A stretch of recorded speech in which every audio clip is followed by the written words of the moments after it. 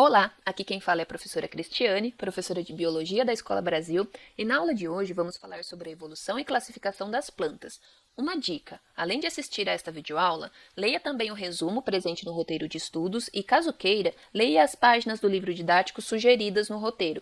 Essas ações ajudarão a compreender ainda mais este conteúdo, ok?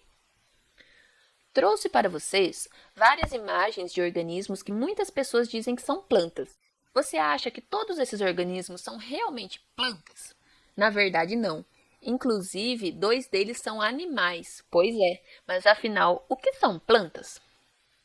O termo planta é bastante polêmico no mundo da ciência. Isso porque vários pesquisadores consideram as algas como sendo plantas também. Contudo, na nossa aula vamos adotar o conceito mais aceito pelos cientistas e pelos livros didáticos. Plantas são plantas terrestres, também chamadas de embriófitas, uma vez que o embrião cresce preso ao corpo da mãe e não solto no ambiente como ocorria nas algas. Este é um esquema do ciclo de vida das algas, ancestrais das plantas terrestres.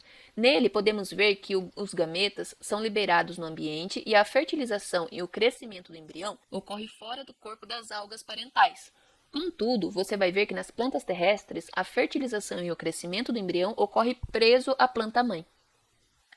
Mas, antes disso, deixe-me perguntar, o que um organismo precisa ter para ser considerado uma planta?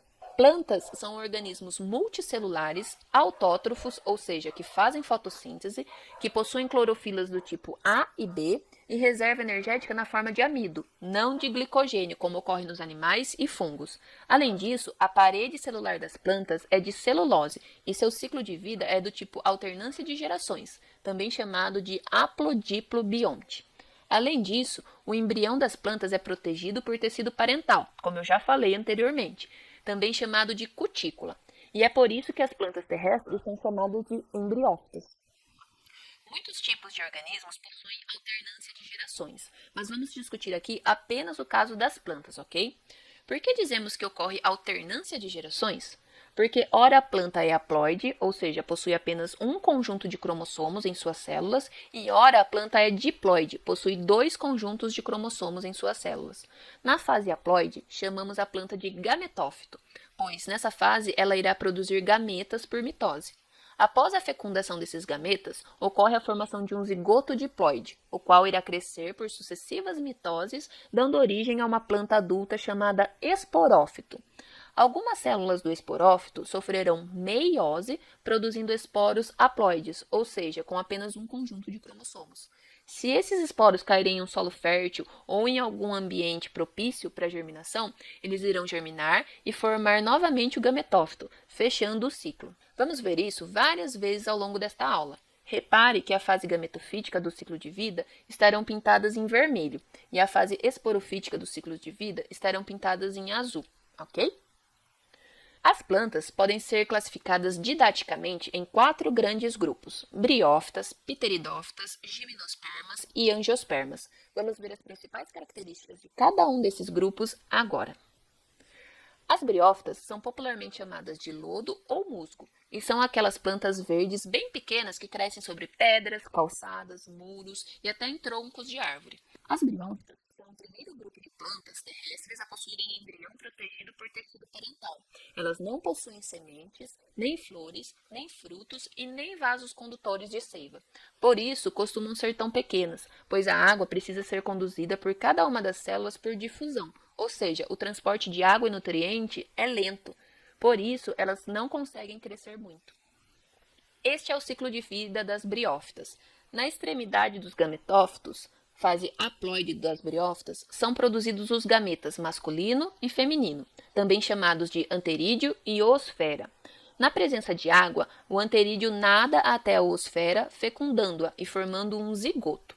O zigoto irá sofrer sucessivas mitoses e formará o embrião, e posteriormente o esporófito, fase diploide das briófitas. As células do esporófito irão sofrer meiose, produzindo esporos haploides, os quais costumam ser dispersados pela água ou pelo vento. Se o esporo cair em um local úmido, ele poderá germinar e, após sucessivas mitoses, formará um novo gametófito. A fase gametofítica dessas plantas é bem mais longa do que a fase esporofítica.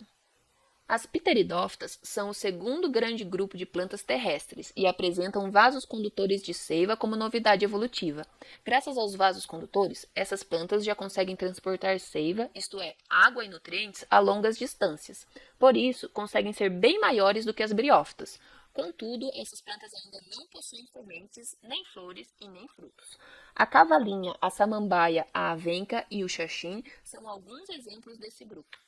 A reprodução das pteridófitas é bem parecida com a das briófitas e também são dependentes de água para a reprodução. O gametófito produz os gametas feminino e masculino, e na presença de água, o gameta masculino nada até o feminino, fecundando. Após a fecundação, o zigoto irá sofrer sucessivas mitoses e formará o esporófito. O esporófito apresenta uma ou mais regiões chamadas soros. As células desses soros irão sofrer meiose e produzirão esporos. A planta irá então liberar os esporos, os quais poderão ser dispersos pelo vento ou pela água. E caso caiam em um solo ou em um ambiente fértil, formarão novamente um gametófito. Nas pteridófitas, a fase esporofítica é bem mais longa do que a gametofítica, o oposto do que ocorria nas briófitas. Os gimnospermas são o primeiro grupo a produzirem sementes e os principais representantes desse grupo são os pinheiros, tais como o pinheiro do Paraná, responsável por produzir o pinhão. A ginkgo biloba também é um exemplo de gimnosperma. Dizemos que este é o primeiro grupo de plantas totalmente terrestres, pois não dependem de água para a reprodução. O gameta masculino é transportado até o feminino pelo vento. Nas gimnospermas, os esporos são produzidos por mitose no interior dos estróbilos feminino e masculino, os quais chamamos popularmente de pinha. Esses esporos não serão liberados no ambiente como ocorria nas briófitas e nas pteridófitas. Ao invés disso, os esporos sofrerão diferenciação e produzirão os gametas masculino e feminino ainda no interior dos estróbilos. O gameta masculino fica contido no interior dos grãos de pólen e são liberados e dispersos pelo vento. O gameta feminino fica preso no estróbilo feminino, aguardando a chegada do gameta masculino. Ao chegar no estróbilo feminino, as células do grão de pólen irão produzir o tubo polínico, pelo qual o gameta masculino vai ser conduzido até o gameta feminino. Após a fecundação, as células do zigoto irão se multiplicar por mitose, formando o embrião, o qual ficará alojado no interior da semente. As sementes são formadas principalmente pelo embrião, pelo endosperma e pelo tegumento. O endosperma é um tecido nutritivo que fornecerá nutrientes para o embrião começar a crescer no período da germinação. O tegumento, também chamado de casca, é um tecido que reveste a semente protegendo-a. Caso a semente caia em um solo fértil, ela irá germinar, o embrião irá crescer por sucessivas mitoses até formar um esporófito adulto, ou seja, até formar uma planta adulta. Podemos observar, então, que a fase esporofítica é totalmente dominante nas gimnospermas em relação à gametofítica, uma vez que esta última só ocorre no interior dos estróbilos. E uma coisa muito importante de mencionar é que eles não possuem flores e nem frutos. Muitas pessoas confundem isso. Ou seja, o estróbilo não é uma flor, da mesma forma que a pinha não é um fruto, ok? As angiospermas são o último grupo de plantas e têm como novidade evolutiva as flores e os frutos. Todas as plantas que produzem flor e fruto, como o maracujá, a orquídea e o milho, por exemplo, são do grupo das angiospermas. Mas você deve estar se perguntando, orquídeas têm frutos? Milho tem fruto? Na verdade, tem sim. É que alguns frutos são mais carnosos, como o pêssego e o abacate, por exemplo. Outros frutos são o que chamamos de frutos secos, pois não possuem aquela parte carnosa que costumamos comer, mas ainda assim são considerados frutos. Cada grão de milho, por exemplo, é um fruto do milho. Legal, né? O ciclo de vida das angiospermas é bem parecido com o das gimnospermas, e a fase esporofítica é totalmente dominante em relação à gametofítica. As flores das angiospermas podem ser consideradas esporófitos maduros. As flores, em geral, produzem estruturas masculinas e femininas. As estruturas masculinas chamamos de estame, ou androceu, e as femininas chamamos de pistilo ou gineceu, como você pode ver nessa imagem desta flor à direita. Nos estames, mais especificamente nas anteras, são produzidos os esporos, os quais ficam retidos no interior das anteras, onde sofrerão meiose, formando os grãos de pólen. Da mesma forma, no gineceu, mais especificamente no ovário, os esporos sofrerão meiose, produzindo os óvulos. Quando o grão de pólen chega no estigma do gineceu, ele produzirá um tubo polínico por onde o gameta e outras células serão conduzidas até o óvulo. Após a fecundação, o óvulo desenvolve-se formando a semente, com o embrião e o endosperma nutritivos em seu interior. Ou seja, toda vez que você come uma semente, você está comendo um embrião de planta, seu assassino. Mas e o fruto? Nos frutos verdadeiros, após a fecundação, as células do ovário irão se diferenciar e se multiplicar, formando aquela parte carnosa dos frutos que costumamos comer, como no abacate e no pêssego, por exemplo. Contudo, em alguns frutos, como a maçã, a parte carnosa que comemos é formada por outra estrutura da flor, como o receptáculo floral, por exemplo. Neste caso, chamamos o fruto de pseudofruto, pois a parte carnosa não é proveniente do ovário. Vamos falar um pouco mais sobre flores, frutos e polinização na próxima videoaula, ok? Para finalizar, precisamos falar outra coisa que também costuma ser bastante pedida em vestibulares. As angiospermas são didaticamente divididas em dois grupos principais, monocotiledôneas e eudicotiledôneas. O cotilédone é uma folha embrionária que transfere os nutrientes do endosperma para o embrião. As monocotiledôneas possuem apenas um cotilédone, já as eudicotiledôneas possuem 2 cotilédones em suas sementes. Podemos diferenciar uma monocotiledônea de uma eudicotiledônea por essas estruturas presentes na imagem. As monocotiledôneas possuem folhas com nervuras paralelas, os vasos condutores são dispersos pelo caule, as raízes são fasciculadas, ou seja, parecem uma cabeleira, não possuem um eixo principal muito marcante. Os grãos de pólen possuem apenas uma abertura e os órgãos florais, tais como as pétalas, costumam estar em múltiplos de 3. Então, por exemplo, você pode achar flores de monocotiledôneas com 3, 6, 9, 12 ou 15 pétalas, por exemplo. Já nas eudicotiledôneas, as nervuras das folhas são ramificadas.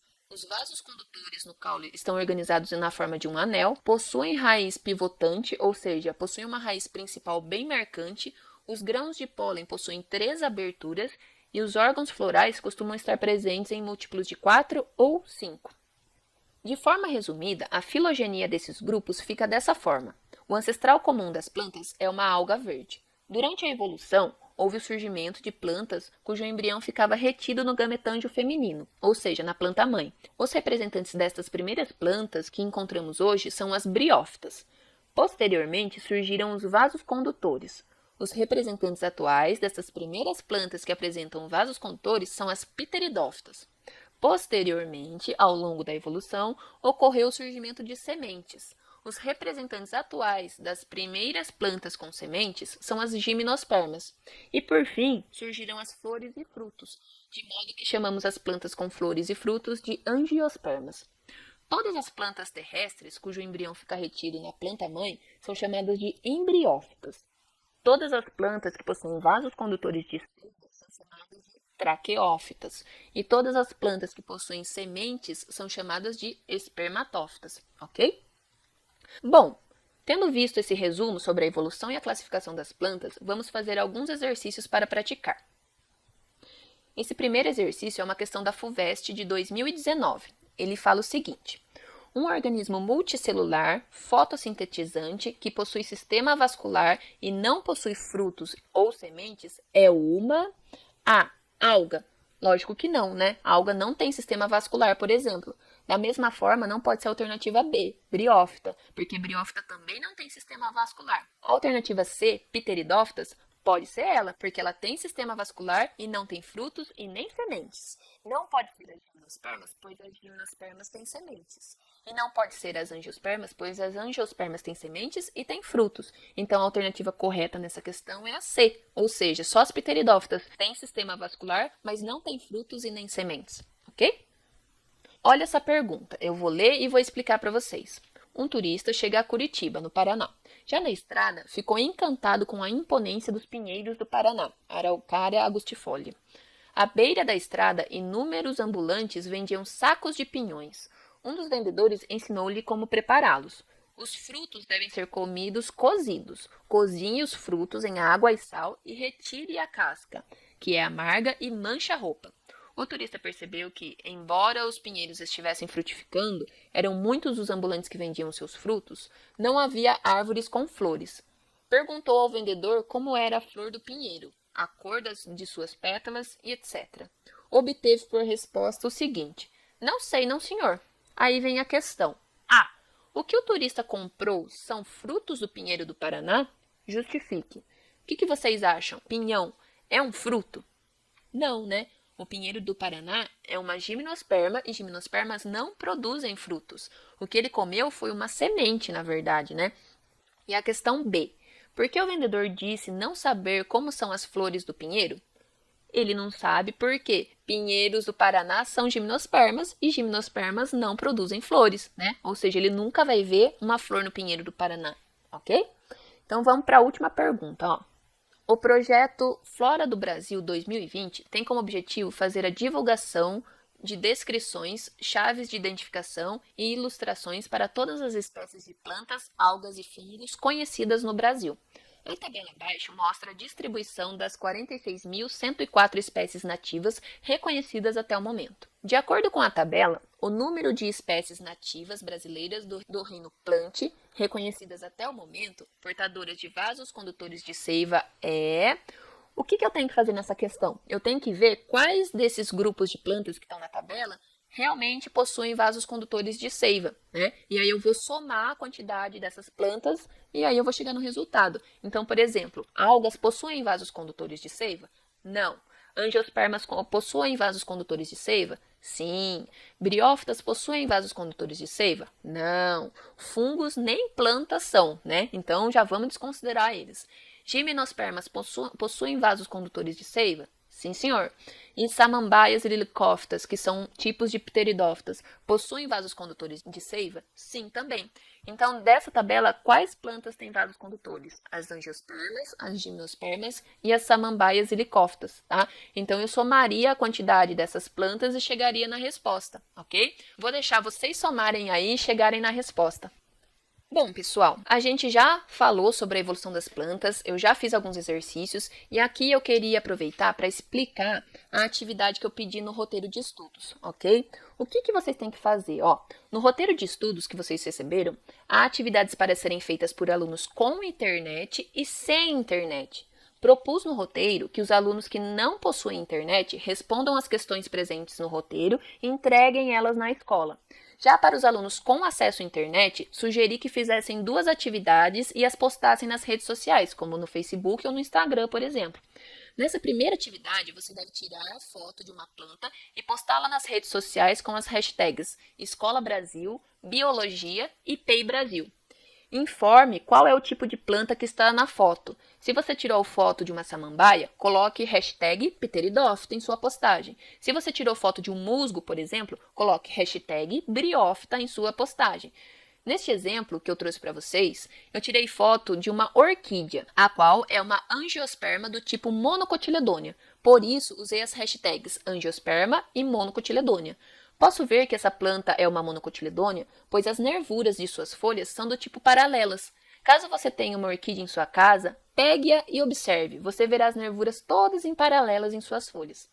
A segunda atividade pedida no roteiro será explicada no próximo vídeo sobre flores e polinização.